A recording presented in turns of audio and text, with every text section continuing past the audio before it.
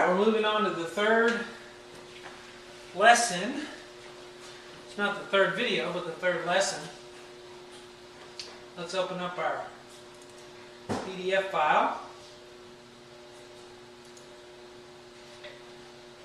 And as you can see, we're on lesson 3, C position. Dotted notes. So we're still doing our C position, C, D, E, F, G, C, D, E, F, G in right and left hand. But we're looking at rhythm a little bit. We're going to have some dots next to these half notes, and we'll discuss what that does. But first, before we jump into this, you should have already done, or you can pause the video and do this now, your repertoire. Your lesson 1 and your lesson 2. Play through those one time is all you need. If you like to do it twice, it'd be okay if you played it twice, but not too much. Mostly we just want to play through it. Say it and play it. Say the note names out loud. It's very important that we really get that down. Also, review the note check thing where we did the 2 black keys and the 3 blacks, where you just pick a note at random and be able to tell what it is. Okay? And play all the B's, all the A's, all the C's on the piano, that thing. That exercise is very helpful if you're still not there on that yet. You need to be doing that as well. And, alright, so you got that out of the way. That should take a few minutes. Now, we will get to this lesson 3. And we start out, let me go ahead and zoom in here. I just wanted to show you the whole 3 lines there, or 4 lines. Actually, let's zoom in a little more. And you can really see what's going on there.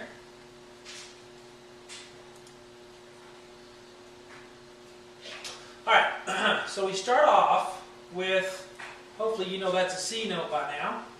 That you've been doing your flashcards, right? So, and this could be maybe not even the 3rd day for you. Maybe this is the 4th or the 5th day of lessons. That's fine. You don't have to do a video every day. You can take one video, and that video may last you several days. That's totally fine for that. But don't think you have to be doing a new video every day. You can do the same one for a few days in a row. So you have to kind of be your own judge there. All right, we know a half note gets 2 counts, okay? So a half note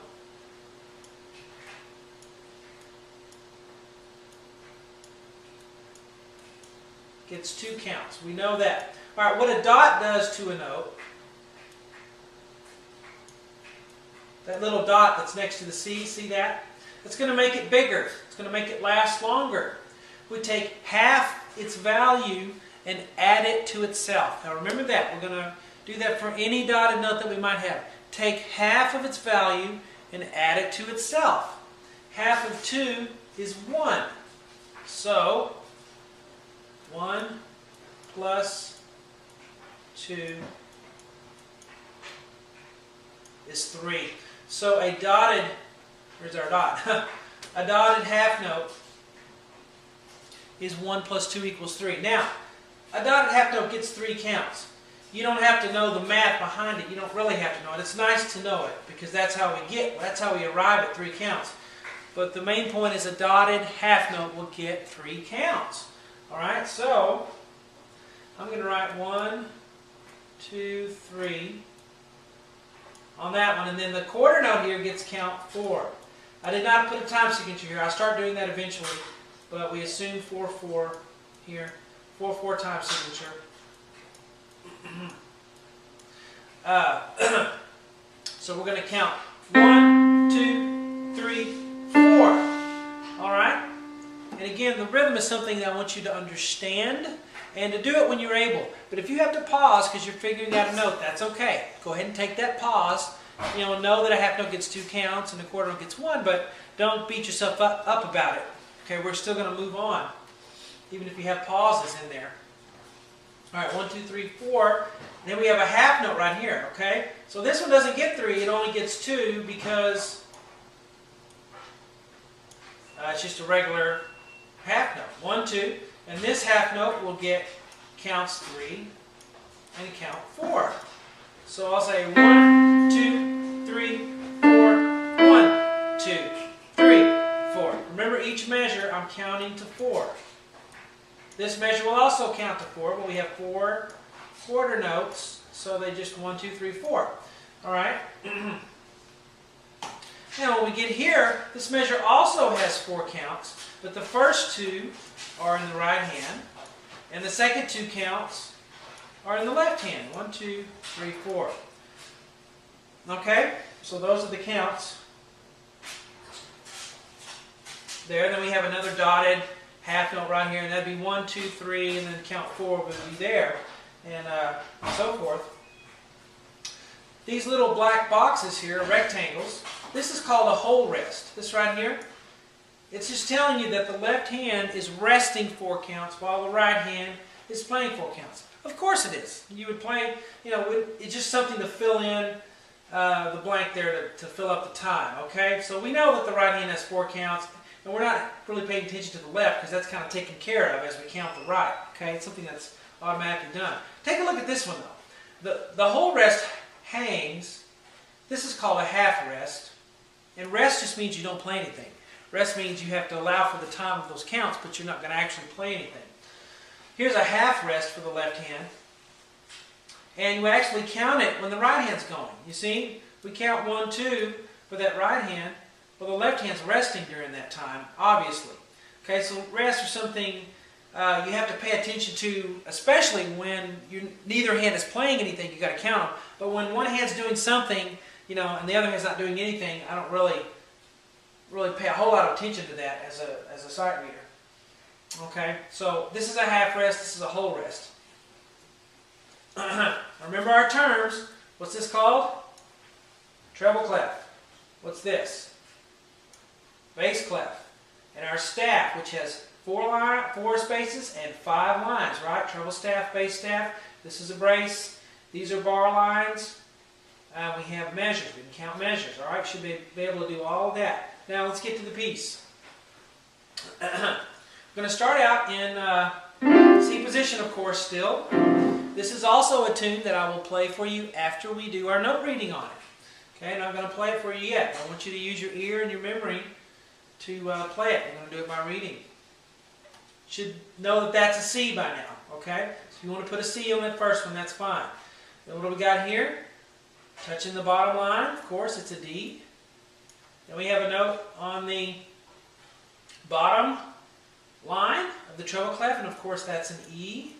And then the same note, E. Alright, so we'll take that little bit. 1, 2, 3, 4. 1, 2, 3, 4. Alright, C, D, E, E. If you can play it in rhythm already, fine. If you can't, just take your pauses as you need to. And what do we have here? I'm just going to write this first one. Of course, it's a D because it's underneath, touching underneath the staff. Then what we have here? C. And what do we have here? Back to D. And what do we have here? E. And then what do we have here? A C. Okay? Now, on the left hand, what do we have right there? What letter is that? We know it's a C, D, E, F, or G. Hopefully, you have a reflex now that that's a G. Did you see that? So, oh, that's a G. G's on my thumb. Okay? So we do G there. On the left hand, the thumb. And that's all the left hand does. Then we go back to the right hand. Begin with a C again. 1, 2, 3. And then we have the D there at the end. So we've got through those notes.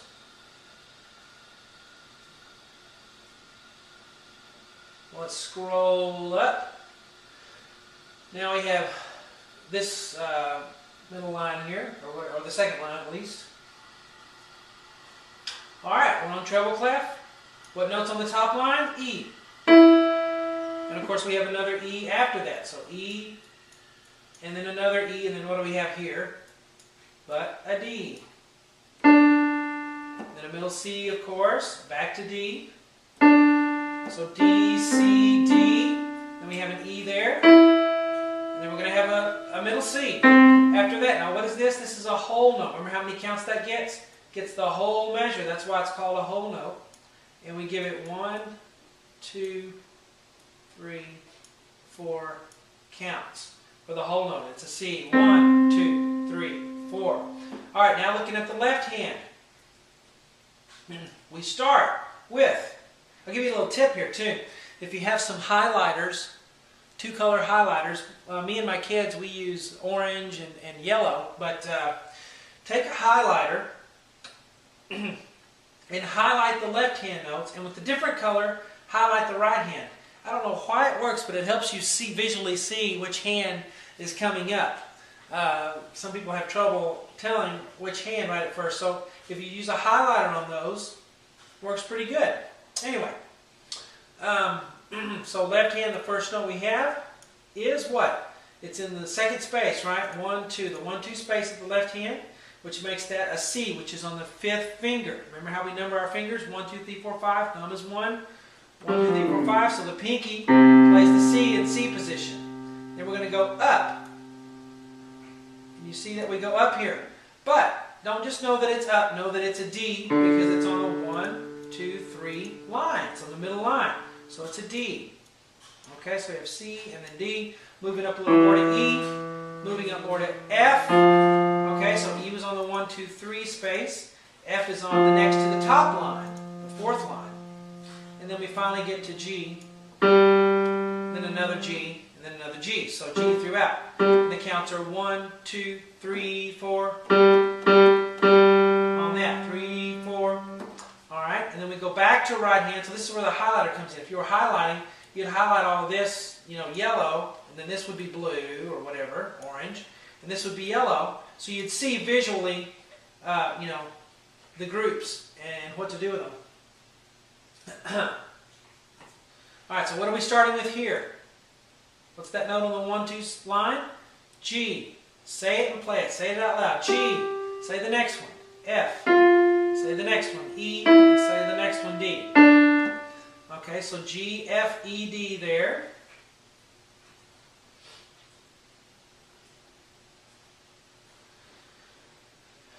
And then let's get to the 3rd line. Alright, I'm not going to spend so much time on each note because you should be memorizing these now. They should be becoming memorized. Now remember, we're not memorizing this song, this piece of music. We're not memorizing that. We're memorizing the notes, the names of the notes, and what the notes are.